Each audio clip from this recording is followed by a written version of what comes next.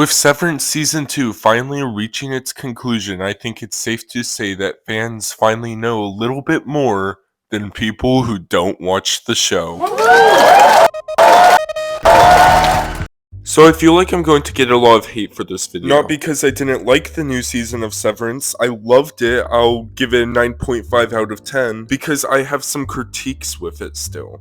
I'm sorry, Ben Wyatt. And I can't imagine a lot of people agreeing with me. And I have two main ones, and I think they're very controversial, so I'm just gonna start off with them. The first critique is I feel like some aspects of the characters didn't really get fleshed out. I think one of the biggest examples of this is when Mark S. gets all grumpy. You know, in episode 5, Trojan Horse, when he's really depressed. Now, it's mainly left up in the air why he's grumpy. I think it's mainly because he got essayed by Helena, and he's also starting to believe that the fight against Lumen is futile. And in my opinion, this would have been a super interesting side of Mark to explore. Of any Mark, that is. But then he just fucks Helly and everything's fine. I just feel like that plot kind of got lost because the reintegration plot replaced it. Maybe I just missed some major character development. I've only seen the season once, and some of the episodes I've watched, I've been pretty tired. So if I missed something, I'm so sorry. Maybe I'm just not smart enough for the show. Another thing this season which I didn't love is sometimes it just feels like it's being a bit weird to be weird. Like in the first season, I feel like everything weird that happens for a reason. But this season, there was especially a couple of weird things that happened that didn't really feel like they had a point, you know?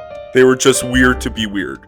But a lot of weird stuff did have a point. I'm just worried that maybe in later seasons this flaw will be exaggerated. So basically I think Severance Season 2 just had higher highs but lower lows. But let's get into the higher highs, shall we? One of the highs being when Milchick says devour feculence. I swear, I love him and hate him. I loved episode 7. I thought that episode was beautiful, and I think the finale was awesome. I believe those episodes are some of the best of the series, and I gotta admit, there was a couple of twists that got me a lot this season. The biggest example being Helly being Helena, and as I've seen through multiple TikToks breaking it down, these twists are very thought out. Like, if you pay attention to this show and dissect every single frame and sound, you will see these twists coming, which I like because it's not like some random twist. It's a twist that you can expect. And obviously, as in the first season, the cinematography was incredible, and I really liked the soundtrack. I want to say though, Irving's and Dylan's performances are very underrated. Like, Irving and Dylan showed such complex emotion this season, I was amazed. Like, I think with episode 10 being the season finale and some wild things happening, we really missed the gravity of Dylan's note.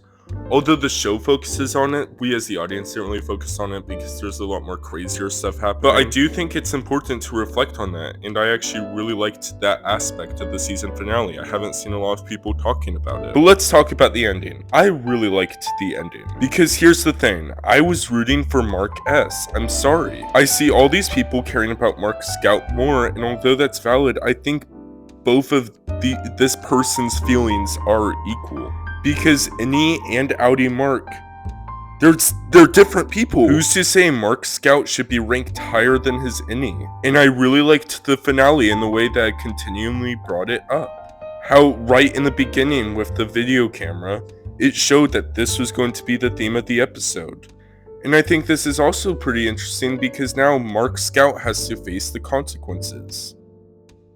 He created Mark S. He can't simply kill him because he created him. He can't pull the I brought you into this world and I can take you out line. Because Mark S is continuing to show that he's different than Mark Scout. Anyway, I'll probably have way more feelings on this, so if you want part 2, please like and subscribe. But that's all I can get out right now. Thank you for listening. Sorry for not a lot of jokes, this was more of a rant because I need to get all of this off my chest. Because I love this show, and no one around me is watching this show, and it's driving me insane!